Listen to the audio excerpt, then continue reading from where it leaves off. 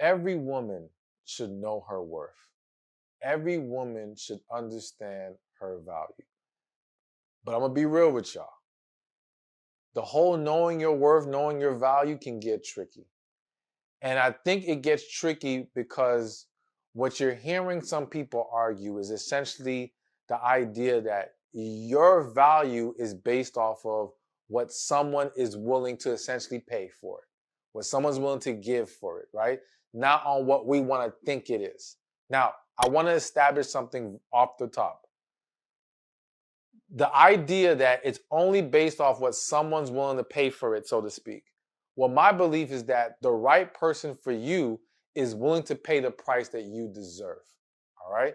Now, the price you deserve isn't simply about things that you hope and would like, so to speak, but more so about what you need, about character, about being treated right, about being loved, about being poured into, about being invested into. These are the things that say, I value you. These are the things that you deserve as a woman and should not settle for anything less. And so when you are dating or in relationships, you've got to understand how to establish your value. Because if you don't see your value, well, no one else will. You know, I have this analogy that imagine you were a car. I know some people don't like being compared to cars, but just work with me here, all right? Let's just say man owns a car dealership and he's selling a Rolls Royce, right? There's going to be people who walk by that Rolls Royce and say, man, that Rolls Royce is too expensive. That's ridiculous. They're crazy. They think anyone's going to pay that kind of money for a car like that. You'll have some people who pass by the Rolls Royce and say, man, that car is beautiful, but I ain't got the money for it. I wish I could, but I can't. But then you're going to have someone or even people who pass by that Rolls Royce and say, here's the money I wanted. When that dealer has to deal with the individuals who either did not see the value of the Rolls Royce or did not have the money for the Rolls Royce, he didn't change the price of the car. He didn't change the value of the product. You see what I'm saying? Because he understood there's someone who is going to step up and pay for that car. Well, that's how I need you as a woman to understand. You don't change your value because this guy don't see it or this guy don't respect it, this guy don't honor it. You have to understand that if you are walking in your true value, because knowing your true value is also knowing that you're tapping into it. Like, here's another, I want to get to these points, but I got another analogy I got to use real quick. So let's use houses. There's a lot of women out there, and they are essentially a $1 million home, right? However, in their current condition, they only can sell for $300,000. Why? Because the kitchen needs work, the house needs to be repainted, the floors need to be redone. The house possesses the value of $1 million if it taps into it by doing the work that needs to be done. But that doesn't mean in its current condition it can sell for that. So, yes, I love y'all, but the truth is, for many of you, you still haven't tapped into your full value. You are not maximizing your potential. And in knowing your value, you have to also recognize where you have to improve, what things you have to work on. But do not forget what your true ultimate value is. All right?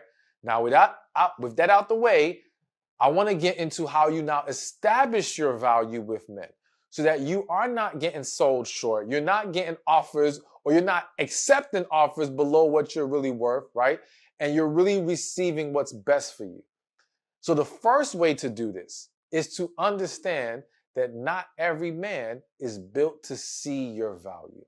So again, like the analogy I gave with the Rolls Royce, there will be people who pass it and say, this car ain't worth it. There will be people who pass it and say, I like it, but I ain't got the money for it. They are not built or wired or in that current position to embrace and honor and purchase what's in front of them. Majority of men you come across are not built to honor, see, and pay the price of your value. And you have to make sure that you don't let that discourage you. You don't let that throw you off. You understand that's just life.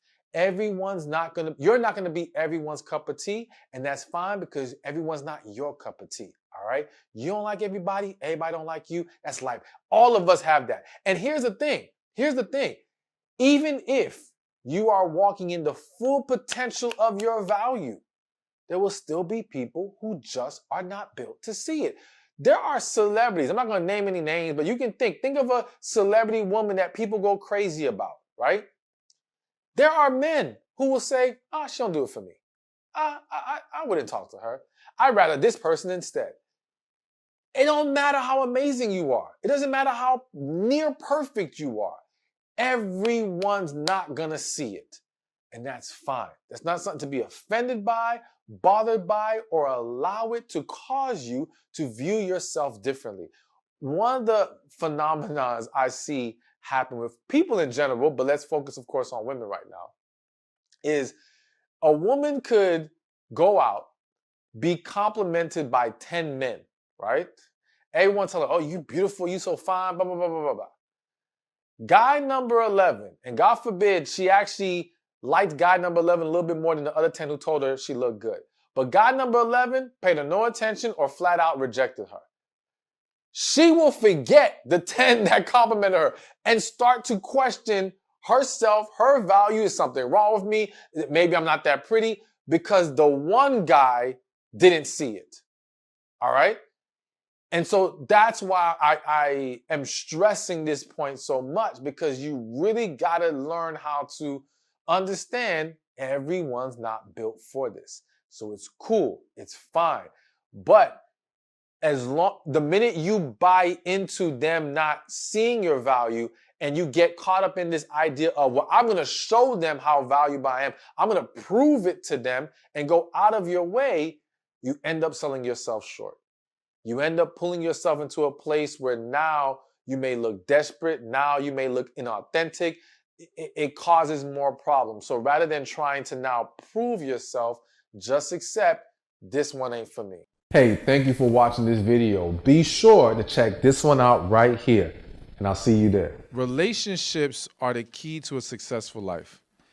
But there's 5 areas that we have to be mindful of when it comes to relationships.